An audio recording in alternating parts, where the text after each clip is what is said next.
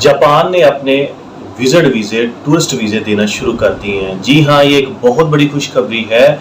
Japan ने पाकिस्तानियों को पाकिस्तान से जो विजिट वीज़ा था, टूरिस्ट वीज़ा था, उसको देना शुरू कर दिया है। जी हाँ, जो पाबंदियाँ थी ग्रुप की शक्ल में वो बिल्कुल ख़त्म कर दी हैं। ठीक है, अब आपको वीज़ा किस तरह मिलेगा, कैसे अपॉइंटमेंट ले सकते हैं, कौन से डॉक्यूमेंट की ज़रूरत है, इस हवाले से बात करेंगे। अस्सलाम वालेकुम friends, smart travel visa guide में खुशामदीद। आज हम बात करते हैं जापान के टूरिस्ट वीज़ा विजिट वीज़े के हवाले से कि अब पाकिस्तानियों को किस तरह वीज़ा मिलेगा, क्या प्रोसीजर है, क्या इसका क्राइटेरिया है, कौन से डॉक्यूमेंट्स लगाने हैं, कितनी फ़ीस है, किस टाइम एम्बेसी में जाना है, किस तरह अपॉइंटमेंट लेनी है। इन सब सवालों के जवाब आपको इस वीडियो में मुकम्मल तौर पर मिलेंगे। आप इस वीडियो को पूरा देखें, कंप्लीट देखें और हमारे इस चैनल को ज़रूर सब्सक्राइब करें। जी हाँ, अस्सलाम वालेकुम दोस्तों, इसमें आज हम बात बढ़ाते हैं इस मज़ीद इस टॉपिक के ऊपर कि जापान ने 2 से 2.5 साल बाद कोरोना के बाद अब जो टूरिस्ट वीज़े विजिट वीज़े ओपन किए हैं पाकिस्तानियों के लिए, ठीक है, ये एक बहुत बड़ी बात है। ठीक है जी, उसके ऊपर से कुछ अर्सा पहले कुछ वीक्स पहले उन्होंने ये इस चीज़ को इशू किया था कि जो बंदा वहाँ पे आप जाना चाहता है उसको एटलीस्ट 5 से 10 लोगों का ग्रुप हो और वो ग्रुप की शक्ल में वहाँ से जो ट्रैवल एजेंसी थी, जो registered certified travel agency Japan में, उनको हायर करें। वो सारा पैकेज बना के देती थी, वो सारे प्रोसेसिंग करती थी, फाइलिंग करती थी, उसके बाद एम्बेसी में उनकी फ़ाइल सबमिशन होती थी, उसके बाद वीज़ा लगता, जो काफ़ी कास्टली था। जी हाँ, अब उस चीज़ को, रिस्ट्रिक्शन को, पाबंदी को उन्होंने ख़त्म कर दिया है। आप इजीली, जैसा कि कोविड से पहले आप डॉक्यूमेंट्स तैयार करते थे, ठीक है, डॉक्यूमेंट तैयार करने के बाद आप एम्बेसी जाते हैं और अपनी फ़ीस और साथ में अपना केस को पुट अप करते हैं और आपको वीज़ा मिल जाता है।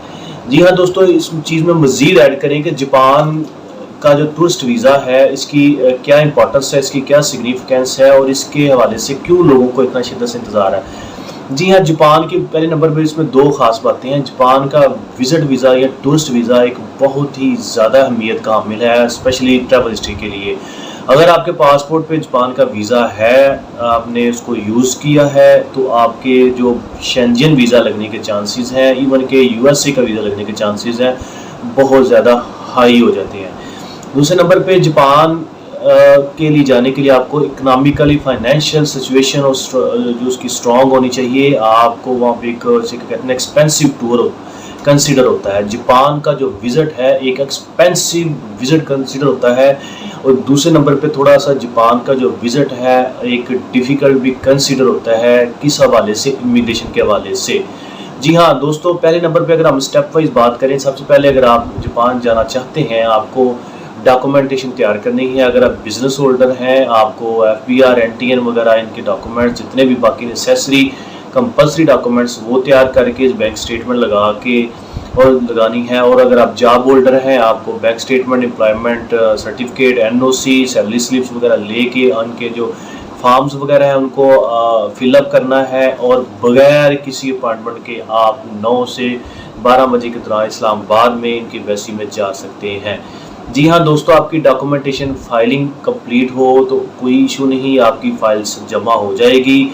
इसमें आपको जितने भी प्लान है, होटल बुकिंग है, टूर प्लान है, आइटनरी प्लान है, रिक्वेस्ट लेटर है, वो आपका कंप्लीट हो तो आप फाइल जमा करवा के आपका वीज़ा हासिल कर सकते हैं। दूसरे नंबर पे जब आपको वीज़ा मिल जाता है तो यही सिर्फ वीज़े की बात नहीं, आपको इमिग्रेशन भी क्लियर करनी होती है जो जापान में होती है। वो आपकी फ़ाइनेंशियल कंडीशन देखते हैं, आपके फाइनेंशियल इकोनॉमिकल सिचुएशन को चेक करते हैं कि क्या इसमें इतना कैलिबर या इतनी कैपेबिलिटी है कि ये ट्रैवल कर सके, क्योंकि उसका जो टूर है काफ़ी एक्सपेंसिव काउंट होता है लेकिन बहुत ही अहमियत का हामिल है।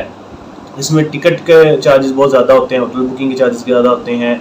इसके अलावा वहाँ पे जब इमिग्रेशन में जाते हैं जो उसकी क्वेश्चनिंग होती है, इंटेरोगेशन होती है, वो ज़्यादा काफ़ी टफ होती है। इवन कि कुछ अगर वो सेटिस्फाई ना हो ऑन द स्पॉट आपको डिपोर्ट कर सकते हैं। इसलिए आपको यहाँ से रिटर्न कंफर्म टिकट शो करवानी होती है और लगानी होती है। जी हाँ दोस्तों, आज के लिए यही एक बहुत बड़ी और लेटेस्ट न्यूज़ है कि अगर आप जापान जाने के ख्वाहिशमंद हैं تو آپ جاپان جا سکتے ہیں، اپنا ویزا لے کے جا سکتے ہیں۔ اس کے لیے بہت لمبی چوڑی اسپیشل یونیک قسم کی ڈاکومنٹیشن ریکوائر نہیں ہوتی، جو شینجن ویزے کے لیے یا باقی کنٹریز کے لیے ہوتی ہے وہی ریکوائرمنٹ اس کے لیے ہوتی ہے۔ جی ہاں، اگر آپ مزید اس طرح کی ویڈیو انفارمیشن حاصل کرنا چاہتے ہیں، ہمارے اس چینل کو ضرور سبسکرائب کریں اور بیل آئیکن پہ کلک کریں، اور اگر اس حوالے سے کوئی مزید آپ کو انفارمیشن چاہیے تو آپ ہمارا اس واٹس ایپ نمبر پہ پوچھ سکتے ہیں، ہمیں کمنٹس باکس میں بھی اس کے حوالے سے شیئر کر سکتے ہیں۔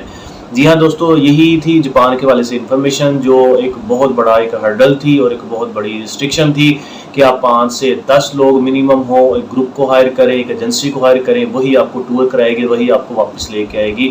وہ اب ختم کر دی ہے آلموسٹ، اور آپ انڈیویجولی اپنی فائلنگ لے کے اپنی فائل کو سبمٹ کروا سکتے ہیں اور ویزا حاصل کر سکتے ہیں۔ جی ہاں دوستو، جاپان کا ویزا ایک بہت اہمیت کا حامل ہے، آپ کو اس کے لگنے کے بعد بہت زیادہ چانسز ہیں آپ کو شینجن کا اور باقی کنٹری کے ویزے آسانی سے مل سکتے ہیں۔ جی ہاں دوستو، یہی تھا آج کا ہمارا ٹاپک تھا۔ اپنا بہت سا خیال رکھیے گا، ہمارے چینل کو ضرور سبسکرائب کر جاتے ہم پھر آپ کو ریمائنڈ کرا رہے ہیں۔ تھینک یو سو مچ جی، اللہ حافظ۔